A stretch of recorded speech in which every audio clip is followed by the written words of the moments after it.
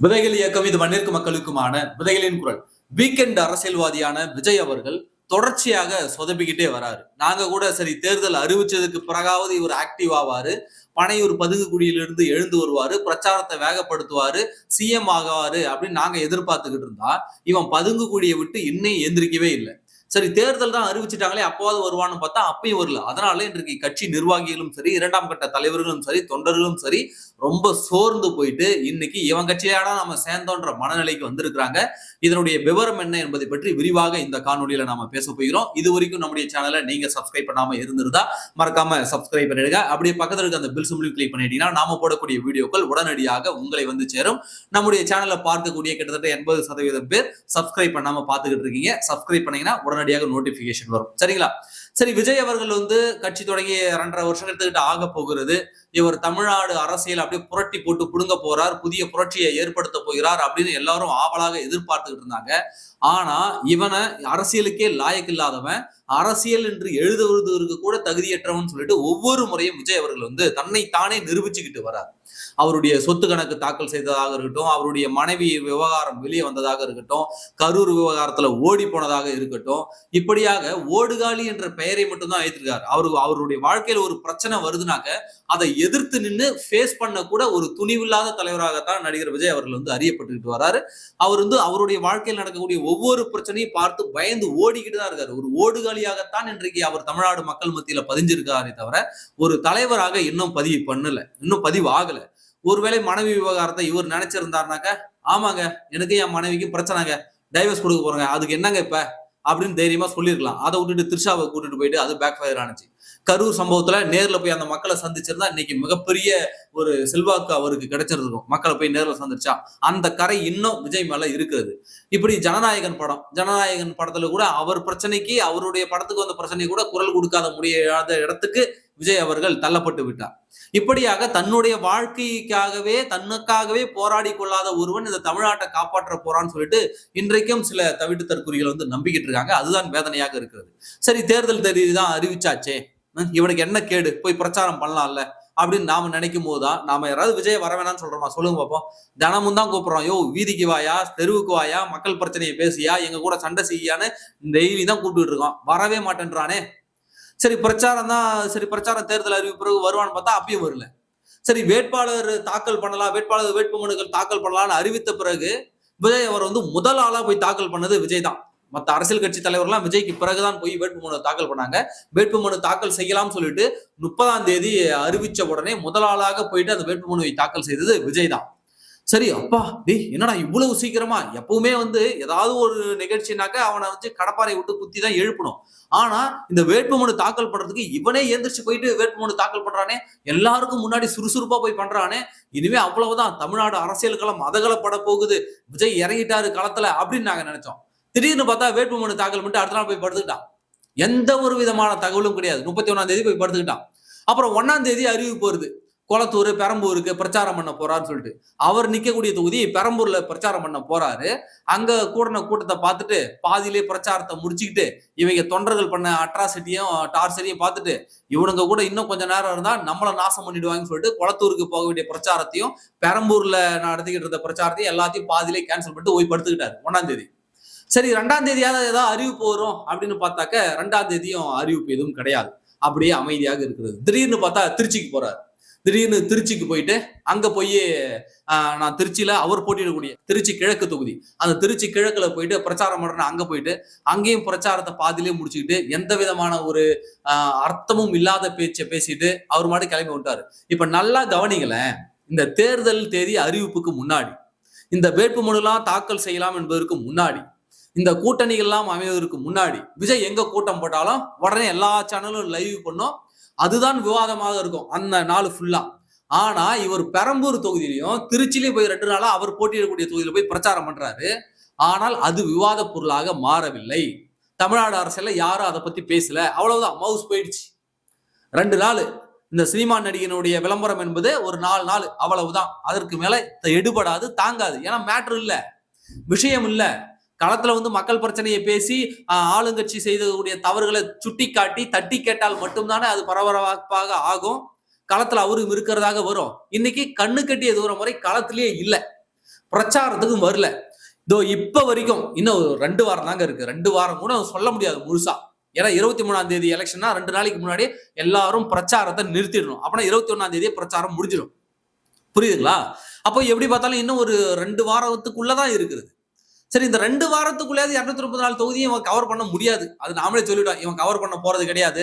Video footage தான் எல்லாருக்கும் அனுப்ப போறான் அப்படின்னு நாமளும் சொல்லிட்டோம். இந்த 2 வார காலமாவது முடிஞ்ச வரைக்கும் சென்னையில இருக்க அத்தனை தொகுதியிலுமே போய் பேசலாம்ல.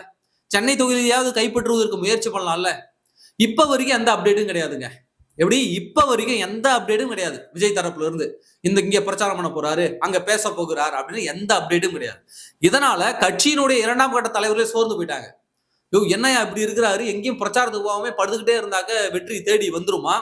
அப்பப்ப ஏந்திரிச்சு வரான், டிவிகேவா டிஎம்கேவான்னு கேள்வி கேட்கறான், அப்புறம் திரும்ப போய் படுத்துக்கிறான், திரும்ப ஏஞ்சி வரான், டிவிகேவா டிஎம்கேவான்னு கேட்கறான், திரும்ப போய் படுத்துக்கிறான். இப்படியே பண்ணாங்க, எப்படா ஜெயிக்க முடியும்னு சொல்லிட்டு 2ஆம் கட்ட தலைவரும் சோர்ந்து போயிட்டாங்க. 2ஆம் கட்ட தலைவர்கள் சோர்ந்து போனதால தொண்டர்களுக்கு தலைமையினுடைய நிலை என்ன என்பதை விவரிக்க ஆட்கள் இல்ல. ஏன் 2ஆம் கட்ட தலைவர்களே இல்ல, ஒரு 5 பேர் இருக்காங்க, அவ்வளவுதான். அந்த 5 பேரால 234 தொகுதியை கவர் பண்ண முடியுமானா முடியல. ஏன்னா 5 பேரும் ஆளுக்கு ஒரு பாதையில பயணிக்கிறானுங்க, ஆளுக்கு ஒரு திசையில பயணிக்கிறானுங்க. அந்த 5 பேருக்குள்ளேயும் ஒற்றுமை கிடையாது. அந்த 5 பேரும் விஜய் பேச்சை கேட்பது கிடையாது. அந்த 5 பேரும் விஜய்க்கு வெவ்வேறு விதமான ஆலோசனைகள் சொல்றாங்க, வெவ்வேறு விதமா செயல்படுறாங்க. இதனால அந்த 2ஆம் கட்ட மாவட்ட செயலாளர்கள் தொண்டர்கள் எல்லாம் அவங்க எங்க போறது என்ன பேசுறதுன்னு திக்கு தெரியாம திணறிட்டு இருக்காங்க. விஜய் பாருங்களேன், அப்படியே நேக்கா பெரம்பூர் அவர் போட்டியிடக்கூடிய தொகுதியில போய் பேசிட்டாரு. அப்புறம் திருச்சி கிழக்கு அவர் போட்டியிடக்கூடிய தொகுதியில போய் பேசிட்டாரு. அப்ப மீதி இருக்கக்கூடிய 232 தொகுதியில எந்த வெண்ண போய் பேசுவான் சொல்லு? போட்டின்னு மட்டும் வக்கனையா அறிவிச்சுட்டா பத்தாது. 234 தொகுதியில நாங்க போட்டியிடணும் அறிவிச்சுட்டா மட்டும் பத்தாது. அங்க களத்துல இறங்கி பேசணும், பிரச்சாரம் பண்ணணும். இன்றைக்கு திமுக அதிமுக பம்பரமா சுழண்டுகிட்டு இருக்காங்க. ஒவ்வொரு கிராமமும் போறாங்க, ஒவ்வொரு வார்டா போறாங்க, அங்க இருக்கக்கூடிய பிரச்சனைகளை சொல்றாங்க, நாங்க என்ன செய்வோம்னு சொல்றாங்க, நாங்க ஆட்சிக்கு வந்தா என்ன எங்களால பண்ண முடியும்னு சொல்றாங்க, தேர்தல் வாக்குறுதியை கொடுக்குறாங்க. இப்ப விஜய் கட்சி என்ன பண்ணிக்கிட்டு இருக்கு? திடீர்னு பாரு, நாளானிக்கு ஏந்திச்சு வருவான், நாளானிக்கு ஏந்திரிச்சு வந்து போட்டி டிவிகேவா டிஎம்கேவான்னு சொல்லிட்டு போய் படுத்துவான். திரும்ப என்னடா கட்சி நடத்துறீங்க? பார்ட் டைம் கட்சி நடத்துறீங்களா என்ன? ஏதாவது விஜய் வந்து சினிமாவில் இத்தனை வருஷமா நடிச்சார்ல, அந்த பழக்கம் அவர் விட்டு போகல, அந்த புத்தி அவர் விட்டு போகல. கால் ஷீட் கொடுக்குறாரு. இந்த சினிமாவுடைய ப்ரொடியூசர்ஸ் எல்லாம் கால் ஷீட் கொடுப்பாங்களா, டைரக்டர் ப்ரொடியூசர்ஸ்லாம், இந்தாங்க 15 நாளுங்க, இந்த 15 நாளுக்குள்ள என்னை வச்சு எவ்வளவு படமாக்கணுமோ எடுத்துங்க, மேல 4 வேணா கேளுங்க, அதுக்கு தனி பேமெண்ட் அப்படின்ற மாதிரி நினைச்சிட்டு இருக்காரு போல விஜய். இந்த இத்தனை நாள் கால் ஷீட்டு சென்னைக்கு, இத்தனை நாள் கால் ஷீட்டு திருச்சிக்கு, இத்தனை நாள் கால் ஷீட்டு கரூருக்கு அப்படின்னு பிரிச்சு வச்சிருக்காரு போல. டைமிங் போட்டு டைம் டேபிள் போட்டு பிரிச்சு வச்சிருக்காரு போல.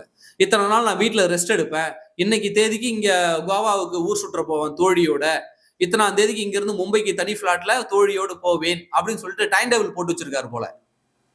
அப்போ இது உன்னை போன்ற பார்ட் டைம் அரசியல்வாதிகளை எல்லாம் நம்ப முடியுமா? அவனை நம்ப வேண்டுமா இந்த தமிழ்நாடு மக்கள்? அதைதான் நாங்க கேட்கிறோம். அவனையும் நம்பி அவனும் ஆட்சிக்கு வருவான்னு சொல்லி ஒரு தற்கூரி கூட்டம் அவனை சுத்திக்கிட்டு இருக்குல்ல, அதை நினைச்சாதான் பரிதாபமா இருக்குது. ஒரு தலைமுறையுடைய அரசியலை வீணா போகுதே. இப்போ ஒவ்வொரு தடவையும் ஒருத்தர் வந்து இந்த தமிழர்களை, தமிழ் மக்களை, தமிழ்நாட்டு மக்களை அப்படியே திசை திருப்பக்கூடிய வேலையை ஒவ்வொருத்தரும் பாக்குறான். ஒரு தலைமுறையை திசை திருப்பி போட்டு போயிடுறான்.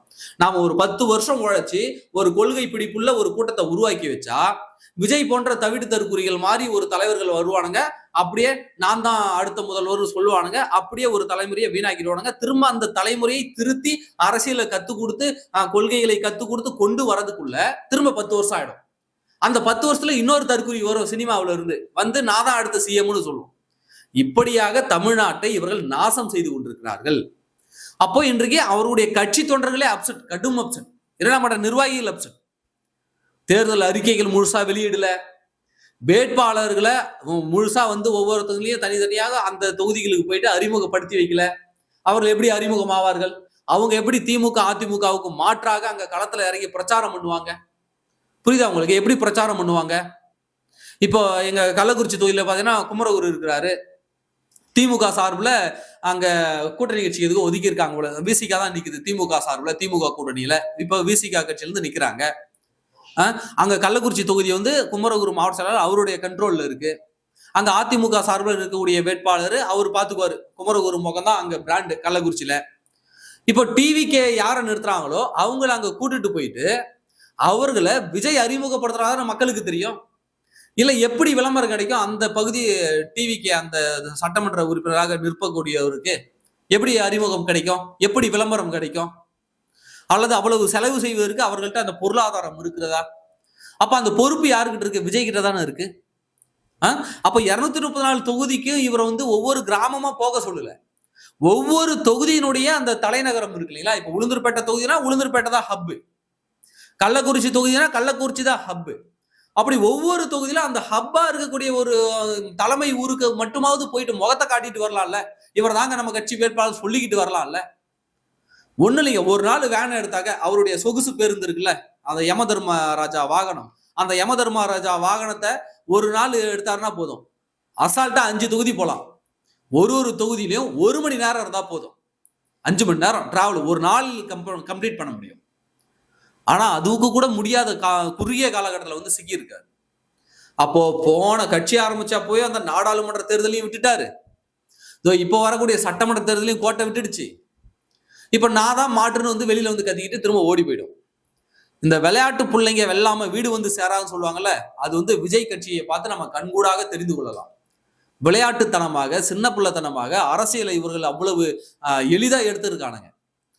இப்பேற்பட்ட தற்குறிகளை நம்பி இந்த 8 கோடி தமிழர்களுடைய தலைவிதியை அவங்கள்ட்ட கொடுக்கணுமா? அவனுங்க கையில அவன் பிரச்சனைக்கும் போராடல, அவன் கட்சிக்காகவும் பிரச்சாரம் பண்ணல, அவனுக்காகவே அவன் பிரச்சாரம் பண்ணல. இவனை நம்பி நாங்க எப்படிங்க இந்த 8 கோடி தமிழர்கள் அவர் கையில கொடுப்பாங்க ஆட்சி பொறுப்பை? எனவே நாம நம்ம முன்னாடி இருக்கக்கூடியவர்களை பார்க்கணும். யாருக்கு நாம வாக்களிக்க போறோம், யார் நம்மளை ஆள வேண்டும். நம்முடைய இலக்கு திமுகவை வீழ்த்தணும். இந்த நாசகார திமுகவை வீழ்த்தி அப்புறப்படுத்தணும். அது யாரால் முடியும்?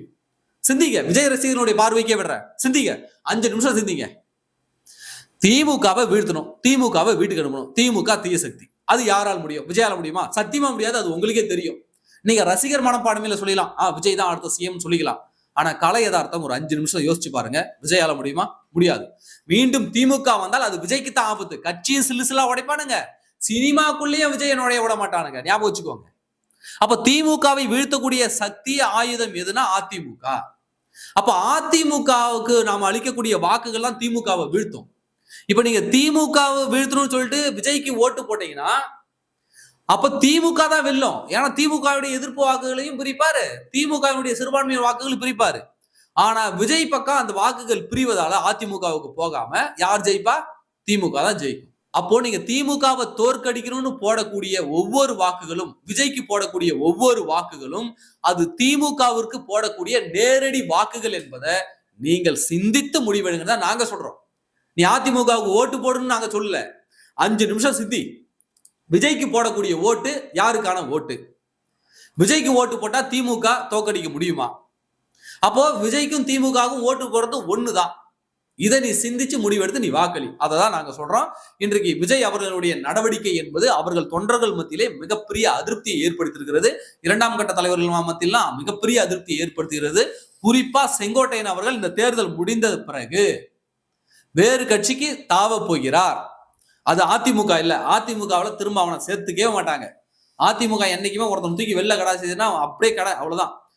ஒருவேளை இவர்கள் மன்னித்து அதிமுக அவர்களா ஏற்றுக்கொண்டால் தான் உண்டு. இவர்களாலாம் போய் இணைய முடியாது.